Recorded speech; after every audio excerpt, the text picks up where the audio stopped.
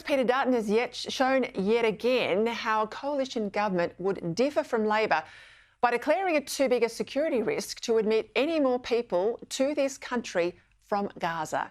Joining me now, someone who knows a fair bit about borders and security, former Prime Minister Tony Abbott.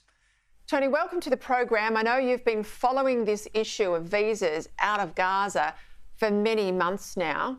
Did Peter Dutton make the right call to demand an immediate halt to arrivals from Gaza, given the admissions from ASIO that they're only security checking those referred to them, not everyone coming out of the war zone?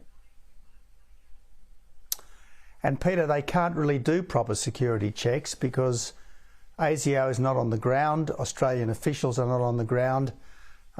This idea that we are properly vetting people from Gaza, it's just impossible. And there's a world of difference between what's possible with people from Gaza now and what was done with people from the Syrian war zone back in my time as PM.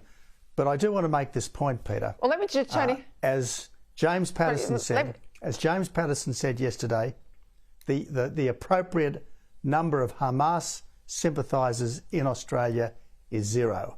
It's zero. And anyone that we take from Gaza right now, you've got to assume, is a Hamas sympathiser. Well, let's go to that point you mentioned there when you were Prime Minister in relation to Syria. In 2015, you took about 12,000 refugees from Syria. That's being used by Labor, by the Prime Minister in the Parliament today as some sort of precedent for how the process should work with people coming out of Gaza. Have a listen. Similarly, in Iraq, similarly in Syria, with the chaos that occurred, a special visa created for people from Syria indeed. Now, it's not the same now as it was with you in relation to Syria, is it? Completely correct. First of all, we specified that we were going to take persecuted minorities, and something like 90% of the people who came at that time were actually Christians from the Middle East.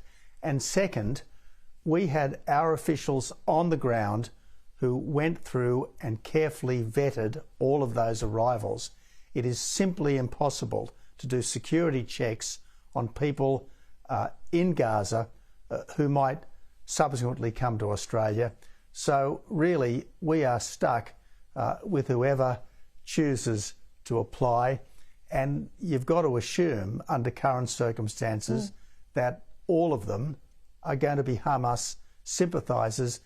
We have enough Hamas sympathisers in this country already. We have too many Hamas sympathisers in this country already. It is a disgrace that we have had these massive protests almost from the very beginning, effectively in favour of Hamas. We've got rampant anti-Semitism. The last thing we need right now is to be importing more trouble from overseas. And I would simply remind everyone in this government, your first duty as a government is the safety of Australians. And this idea that you show compassion to the people of Gaza at the expense of the safety of the people of Australia, it's just wrong. And it shows that this government does not understand where its real duty lies. And you've made this point earlier on the show, Peter. If Egypt and Jordan and Saudi Arabia are taking zero Gazans because the last thing they want is to have more Islamists in their midst, why is it somehow our duty to take the people that their Muslim brothers, Muslim neighbours won't take? I mentioned immigration more broadly at the top of the show and made the point about statistics out today that says Labor's record migrant intake since they came to power is 62% greater than the Rudd-Gillard era, which was our last and highest benchmark. So that's a massive increase. Now, you're a migrant yourself. I'm the child of migrants many generations ago, but we are a very proud migrant country. But it's got to be in our national interest. And I guess the concern is if we're taking in volumes of people and we're not integrating them as we should, as we've done in many decades past, what's the risk to our values and our national character? There are two problems with the current rate of migration, Peter.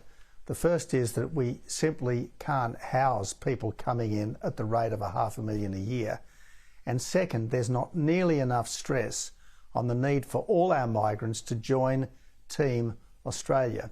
And when you've got a government which is embarrassed about Australia Day, how can we expect migrants to take our country and its values as seriously as they should? And again, as was said earlier on the program tonight by one of your guests, we've just had a multicultural report commissioned by this government, presumably telling the government what it wants to hear.